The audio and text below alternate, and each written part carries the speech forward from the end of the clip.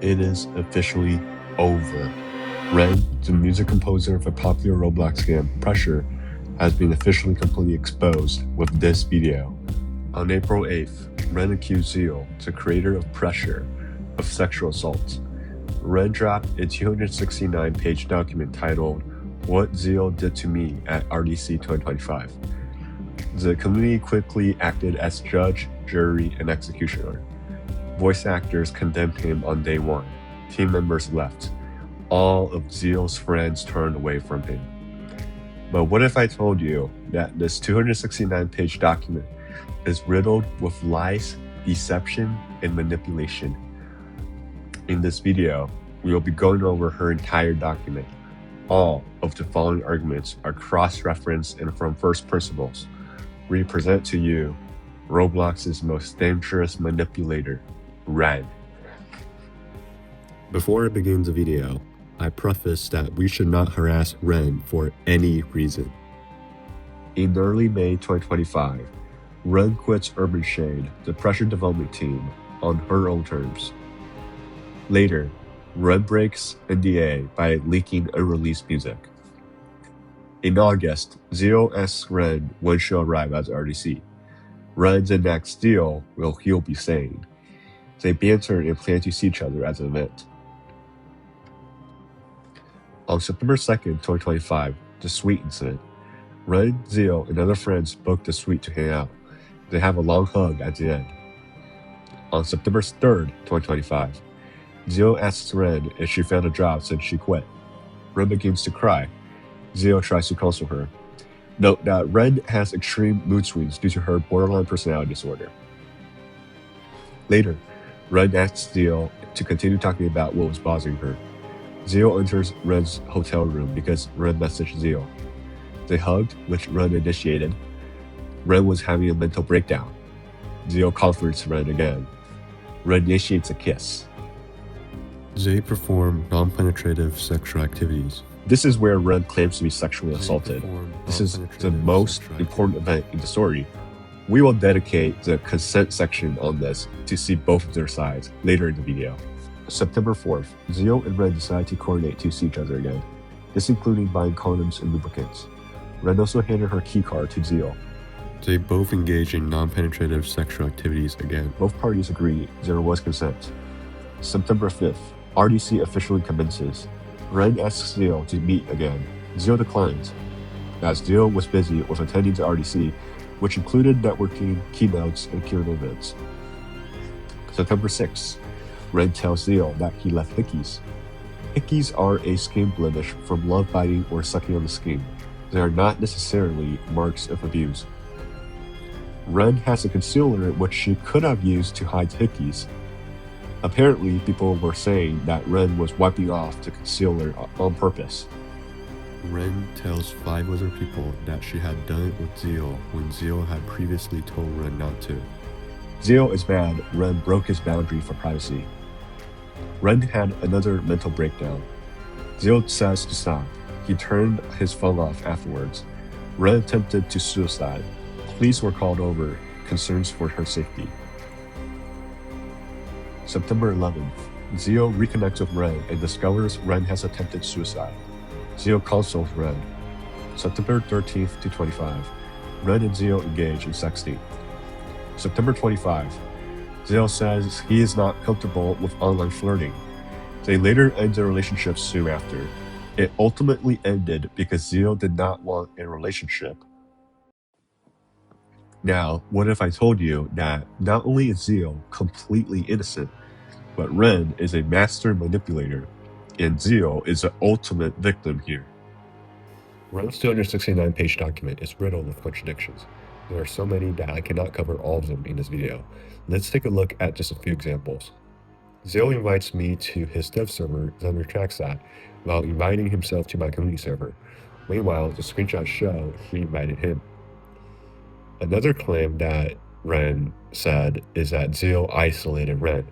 Zeal did not isolate Ren. We can see from her own account of September 5 what actually happened that Kat and Zerium both showed disinterest in Ren. Ren implies Zeal shared his hotel information by himself. In the screenshot, it literally shows Ren asked for it. Sure is not consent. It literally is. You said sure, which is the same thing as saying yes. There's countless others, but the next section is more damning.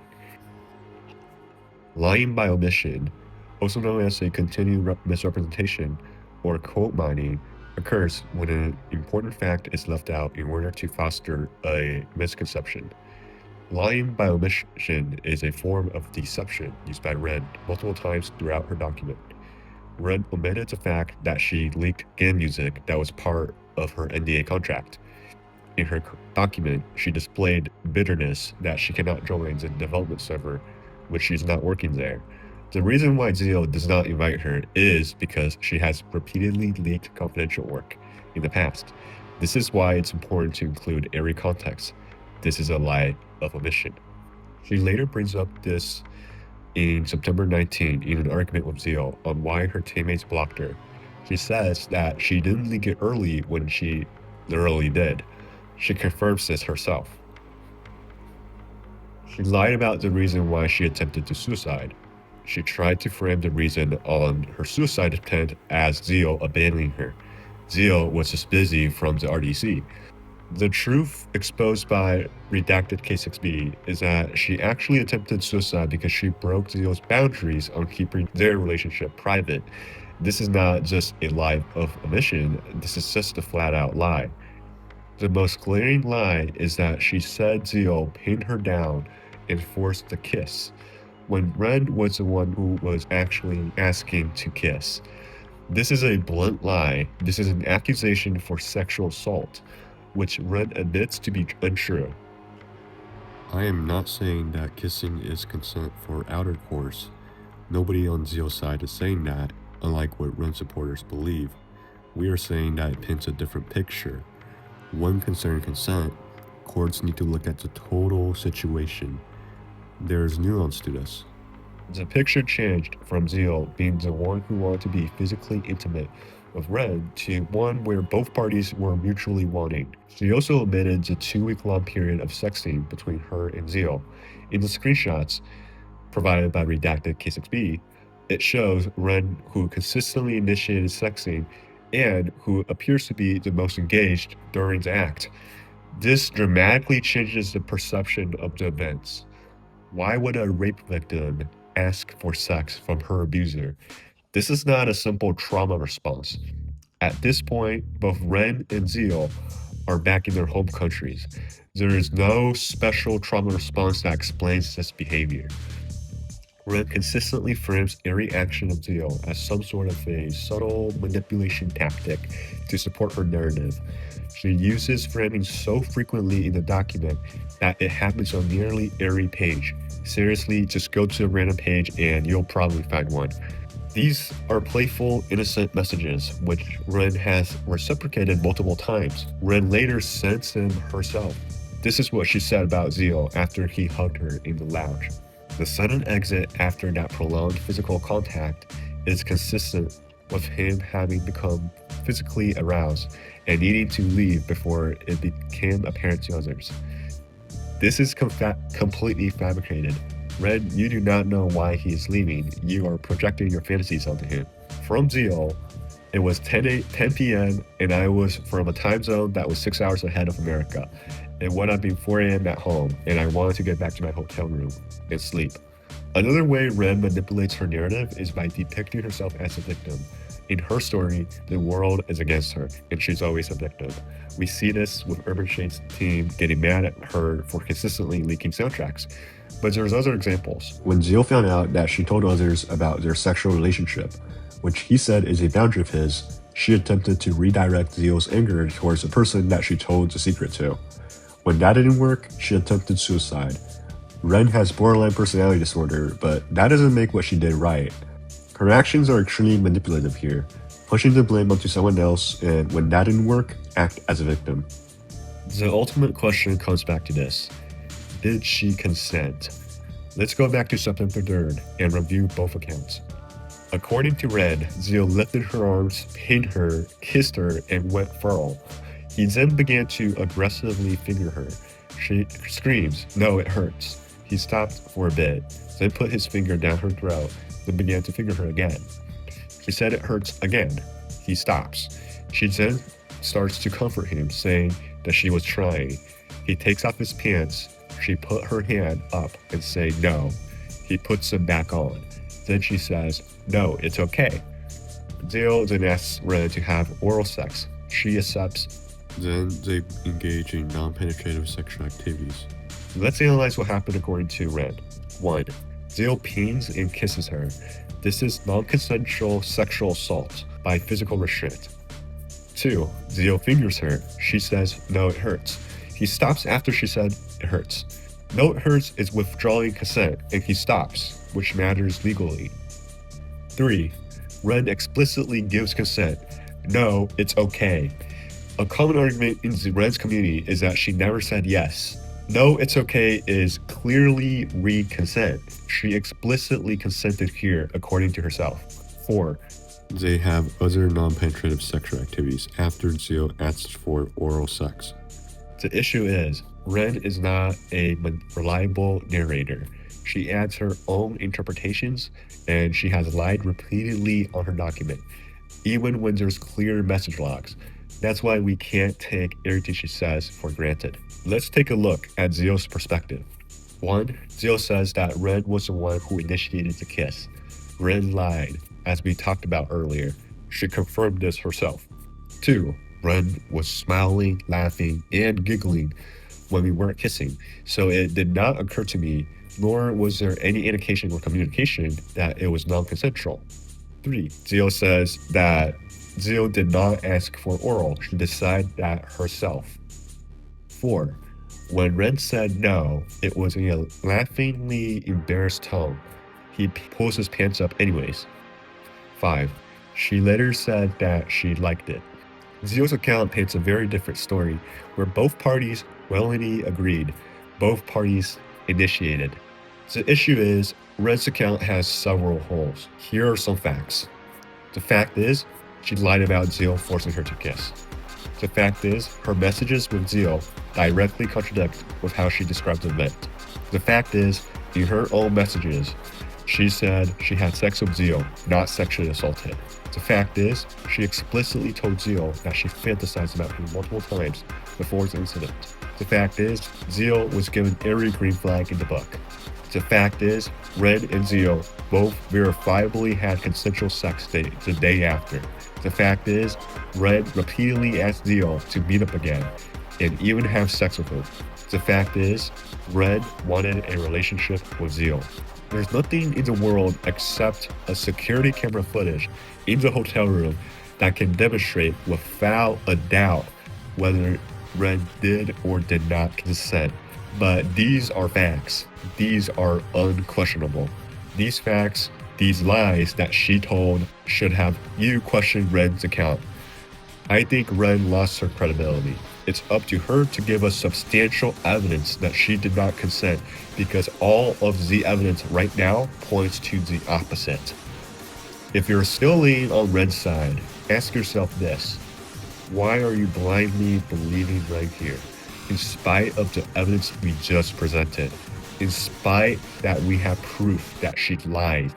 In a vacuum, both Ren and Zeal's account should be taken with equal scrutiny, but in a vacuum meaning ignoring all the signs of manipulation filled in the other 200 pages of her document. It's clear and evident at this point that Ren consented. For anyone that read the document, this was obvious. Many members of the community have expressed that Ren has repeatedly shown sexual interest towards Zeal. The only rebuttal, which is the one that Ren supporters have been repeating, is that Ren was Fawning. According to RAND.org, a credible anti-sexual violence organization, Fawning is a survival response, similar to fight or flight. The Fawning response includes appeasing or placating the threat to reduce harm. It's often shaped by previous trauma, especially in survivors of child sexual abuse or those with complex PTSD. In other words, Fawning is when you destroy your boundaries for survival. Example, if you're a kid and your mother says, if you don't have sex with the landlord, I'm going to ship you out to Africa. So, is Ren codependent on Zeal to the point where she would force herself to have sex with him multiple times, sex with him for weeks, and explicitly ask him to have sex with her? No, not at all. Remember that prior to the RDC, Ren already quit on her own terms. She does not depend on Zeal. This was all due to her own actions. There would have been zero consequences if Ren did not have sex with Zeal. Furthermore, we see that Ren is the one who partially initiates intimacy with Zeal. Zeal was not the only one who kept pushing Ren's boundaries. It was often the opposite. The Ren supporters are throwing around the terms rape, sexual assault, withdrawal, and fouling very loosely. These are terms with real definitions and real consequences. They are not to be thrown around. The last retort that the Ren Twitter Mafia has stated is that even if Ren consented during what happened, she can retroactively revoke it, even 6 months later. This is the most ridiculous argument by far. I'm sure Zero regrets ever having anything to do with Ren right now. Can he, by the same logic, revoke his consent? It follows that Ren would be a rapist then. Anyone is entitled to have their opinions on their prior experience, whether they regret it or not, but you cannot revoke your consent and then accuse a person of sexual assault. Sexual assault is physically forcing someone to commit a sexual act against their will. Her opinion on the matter after it happened does not matter. This is common sense. It goes to show the level of depravity that the Ren Twitter community has to defend her. Guilt tripping is another tactic that Ren uses to disarm people's critical thinking skills. She justifies her irrational actions through PDD, disregarding the harm she puts in others. She silences others questioning her narrative by labeling herself as a victim. Let's look at a response that she made when Zeal released his document. From Reacted K6B, she was seen sulking in another person's DMs about wanting her own fanbase, while she expressed jealousy for Zernium's popularity, another employee in Ubershade. Ren has garnered a lot of attention from her accusations. She's been using this as an opportunity to build her own social media, such as her YouTube channel as well as her Twitter page. Instead of going towards the legal route if she was truly assaulted, which would have been much more appropriate, she decided to make this a public debacle. She has effectively exploited the situation for her own gains. The vast majority of the community did not read Ren's 200-page document. What happened was that people saw her post, decided that the length of the document is sufficient, and told everyone else Zeal raped Ren. It was a reinforcing echo chamber. It's sad to see so many people make up their minds before Zeal can respond. Ren's documents have completely destroyed Zeal's life. Nearly all of his friends denounced him immediately. Shortly after Ren uploaded her document, Zeal uploaded a video where he broke down mentally. Now, I understand that it's such a sensitive topic, and the last thing people want to do is doubt a real sexual assault victim, but in this case, it's clear and evident that she's not one. You can still see the comments of the video laughing at Zeal, saying he deserved it, etc. What's ridiculous is that people are spreading the rumor that he was playing Arsenal on his account. According to the original poster, it was an image sent 2 weeks before the document was ever released. Name-calling is a manipulation tactic used to discredit, intimidate, or control others by replacing logical arguments with derogatory labels. Ren's community has been calling people who dares question Ren a rape sympathizer and a victim blamer. We are not victim blaming, we are arguing that she's not a victim in the first place. Victim blaming occurs when the victim of a crime or any wrongful act is held entirely or partially at fault for the harm done to him. Arguing someone is not a victim and arguing that it's partially the victim's fault is fundamentally different. The Ren cultists have been effective at disarming critical reasoning with such tactics. In the past few days, there is a small minority of people who have been showing skepticism towards the document. These people contributed to high-quality posts that cross-references Ren's document extensively. These people have also been silenced.